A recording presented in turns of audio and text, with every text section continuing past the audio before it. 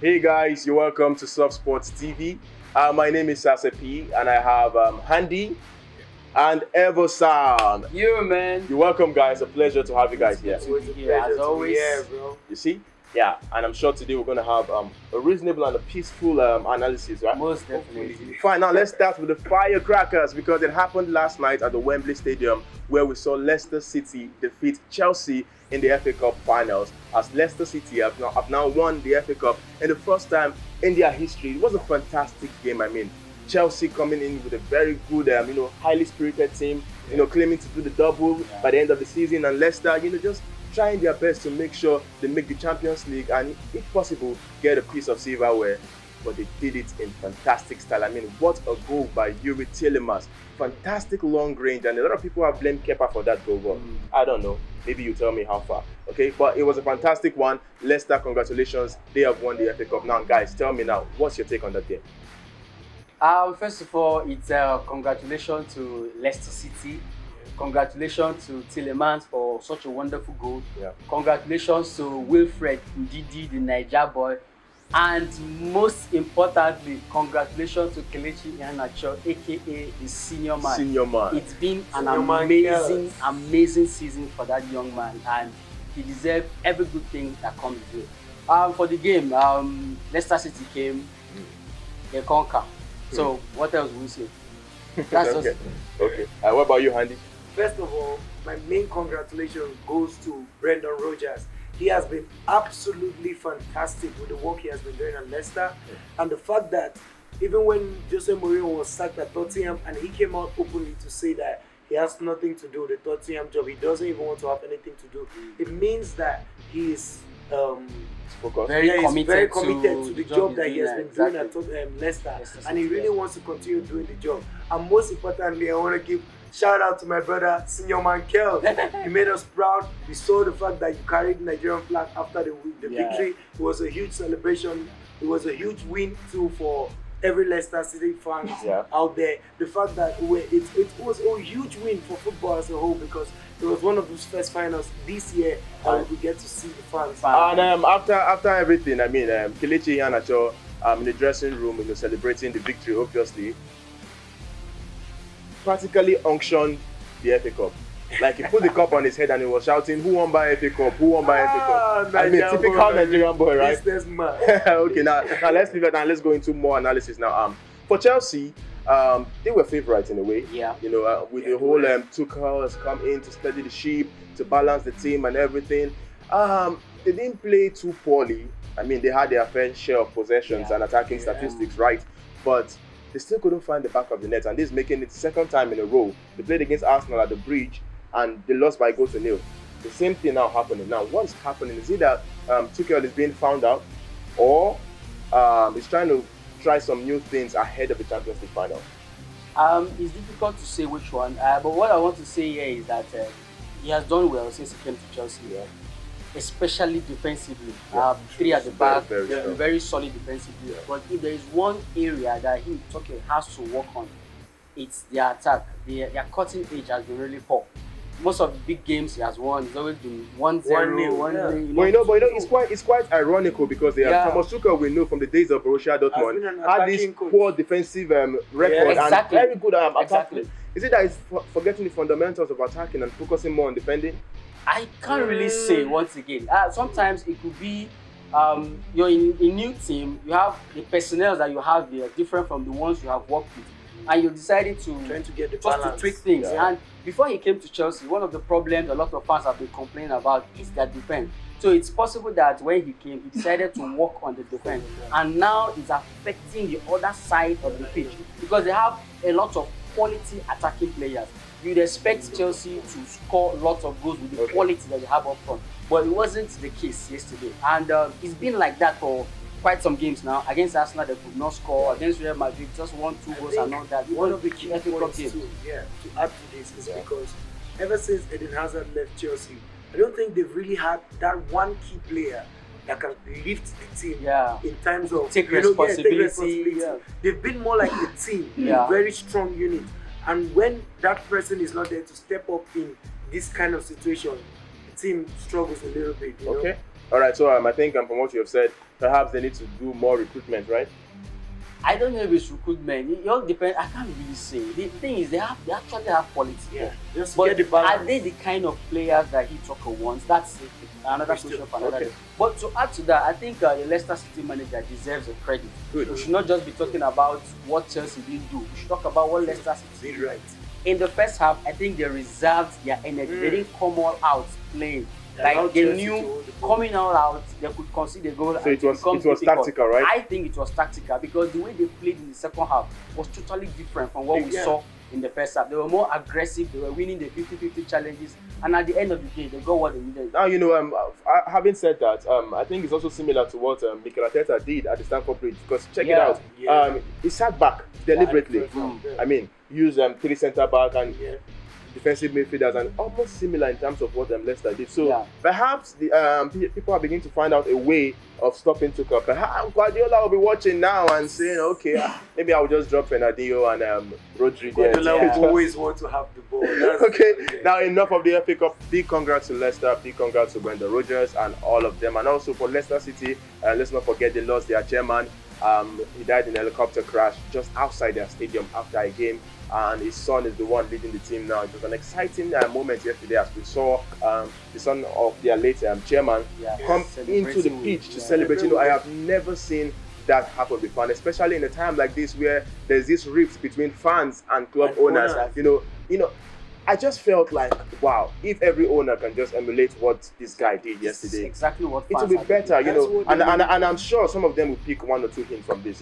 Now let's leave that aside and let's go into one. And still in England, we'll talk about Arsenal FC, where David Luiz, the Brazilian international, has said that he won't continue at Arsenal next season because his contract will be running out this season, so there's no extension. And Luiz has been one of Arsenal's best defenders this season. Now I'll talk to the Arsenal fan here, Evans. What's your take on this? I'll just say congratulations to David Luiz for the time he has spent in North London. He's about to do, so wish him all the very best. He's done his part, he's done his bit. A lot of young players have said a lot of good things about him, that he's a leader. He's one of those players that likes to call the young players together, help and all that. And Arteta himself has shown faith in him several times, despite some of the errors he's had. So that's to show you that he believes in David Luiz. But with the injuries he has had, and with Arteta talking about ruthlessness and all that, so maybe the club and David Luiz themselves have come together to say it's time to say goodbye. So I wish him all the best. Okay, now quick question for you. With David Luiz leaving, remember you have a certain William Saliba who is on loan at OG Nice. Do you see Saliba coming back, playing alongside Rob Holding for the right centre-back position, and maybe Callum Chambers, or should Arsenal go all out and get a new centre-back? If I were in charge, I would probably go all out to get the central defender, the right central defender. Then I will have the likes of Saliba and Rob Holding as backup. Saliba is very young, he's not really playing on the league, so he needs time to adapt and all that. So it's very risky, to just get him onto the team and expect him to just. Not everybody cannot be Fofana. Okay, now I know you don't like this question, but I'll ask you now. If you were in charge of Arsenal, just give me one name. Which player will you bring into to fill in that spot? I think one name. Rafa Varane. Rafa Varane is somehow looking for an exit door. Are you willing? He's looking for is leading to Arsenal. It's not leading to No. I wanted to say Thursday night football, but it seems it won't be Thursday night this time. All right, guys, let's leave the shores of England and go down to Spain because it's Hala Madrid time with Andy. Andy, is this a bad news? Because I'll leave you to judge that now. The manager of Real Madrid, Zinedine Zidane, who has led them to the La Liga trophy and Champions League trophies, has announced reportedly that he will be leaving the club by the end of the season. Now, if this is true, Andy, what's your reaction? Personally, I'm a little bit disappointed by the fact that Zidane wants to leave Real Madrid again, because it's still fresh in my mind, the traumatic experience we had when he left us in 2018. So I don't think this is the best time he should be leaving the club. Given the fact that we had 60 or 61 injuries so far this season, it has been exhausting. It has been a bad season, but so far we've still been there, still being in the chase for the La Liga title, which shows a lot about his personality, his character. This is someone that has never had an issue with any referee. Zidane has never spoken bad about a referee in his post-match interview. So it tells you a lot about the personality that he brings and the kind of person he is. So I don't think this is the best time for Zidane to leave Real Madrid, because he bought Hazard, and Hazard hasn't turned up yet for Real Madrid. So after 2 years, I think it should be Zidane or Hazard should be leaving instead. So I as a fan, I'm devastated a little bit, because I don't know if the next person is going to be another Lopetegui that almost threw my club. Okay, don't worry. Don't even say that now. Now, Evans, what's your reaction on this? Because for me, it's fascinating. I remember when Zidane left, he came back to steady the ship, and then stayed a bit longer. He did, because despite their woes this season, they fought for the Champions League. They are still in the fight for the league, and they can still win it. So I was about to say that. I really don't know now. Why is he leaving?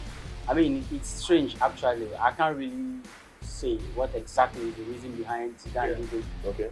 Just like Andy has been talking about, probably being exhausted with a lot of issues around him. But to me, he has handled all those things very, very well.